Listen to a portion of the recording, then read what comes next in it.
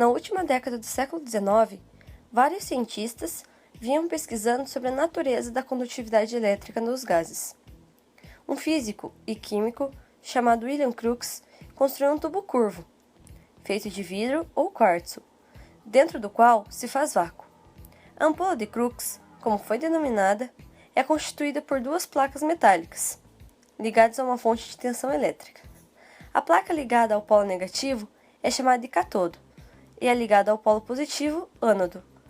Ao submeter a ampola a uma alta tensão, Crookes notou que se formou uma mancha luminosa na região do ânodo.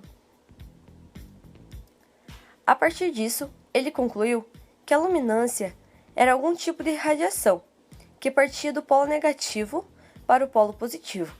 Tais radiações foram chamadas de raios catódicos. Contudo, Crookes não foi capaz de descobrir a natureza delas. Somente em 1897, o cientista inglês Thomson mostrou que os raios catódicos são correntes de partículas negativas. Ele fez diversas experiências que o levaram a concluir que esses raios eram capazes de mover um objeto depositado no interior do tubo e, portanto, possuíam massa e, consequentemente, era matéria. E na presença de um campo elétrico negativo, o feixe era repelido. Logo, os raios catódicos possuíam carga negativa. Thomson descobriu que as partículas carregadas, posteriormente denominadas de elétrons, eram as mesmas, independentemente do metal usado no cátodo. Assim, fazia parte de todos os átomos. O modelo atômico proposto por Rutherford, onde o átomo possui um núcleo e os elétrons orbitam ao redor dele, ficou conhecido como modelo planetário. Esse nome foi atribuído devido aos elétrons orbitarem como os planetas orbitam ao redor do Sol. Porém, esse modelo trouxe uma questão. Os elétrons orbitando ao redor do núcleo, sendo os mesmos de cargas contrárias, a tendência era que os elétrons colidissem com o núcleo. Então, Niels Bohr aperfeiçoou o modelo de Rutherford, usando os conceitos quânticos desenvolvidos para a luz. Bohr propõe os seguintes postulados para o átomo. Primeiro, o elétron move-se em órbitas circulares e em torno do núcleo do átomo. Segundo, a energia total de um elétron, potencial mais cinética, não pode apresentar qualquer valor, mas sim valores múltiplos de um quantum. Terceiro, apenas algumas órbitas eletrônicas são permitidas para o elétron e ele não emite energia ao percorrê-las. Quarto, quando o elétron passa de uma órbita para outra, emite ou absorve um quantum de energia. Apesar do valor extraordinário da teoria de Bohr, essa não foi capaz de explicar inúmeros problemas importantes, como, por exemplo, a causa de transições entre certos estados estacionários. Não ocorrem nunca, ou melhor dizendo, serem proibidas. De acordo com Heisenberg, a teoria de Bohr falha, porque as ideias fundamentais em que se baseia, órbitas estacionárias, validez das leis clássicas do movimento, não podem ser postas à prova, sem cair em graves contradições.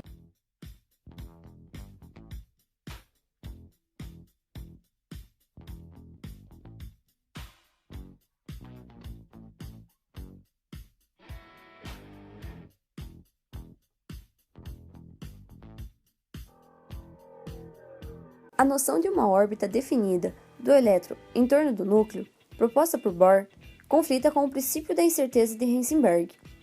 Para Bohr, os elétrons giram em órbita ao redor do núcleo atômico, agrupados em níveis energéticos. Para ser considerado uma órbita, o movimento do elétron deveria ser sempre no mesmo plano, o que na prática não acontece. O movimento dos elétrons ao redor do núcleo é parecido ao de uma nuvem, que envolve esse núcleo atômico. De acordo com o princípio da incerteza, não se pode conhecer com precisão absoluta a posição ou o momento, e, portanto, a velocidade de uma partícula. Isso acontece porque, para medir qualquer um desses valores, acabamos os alterando, e isso não é uma questão de medição, mas sim de física quântica e da natureza das partículas. Por isso, A dificuldade para se determinar a trajetória de um elétron ao redor do núcleo atômico consiste em que, para descobri-la, é necessário enviar um fóton ao átomo. Mas quando isso acontece, o elétron salta de nível energético, mudando assim a sua trajetória. O comportamento dos elétrons é parecido com o da luz. Ora ele se comporta como onda, ora como partícula. Durante o seu movimento normal ao redor do núcleo, o comportamento dos elétrons é de onda, e quando recebe um fóton, ele se comporta como partícula.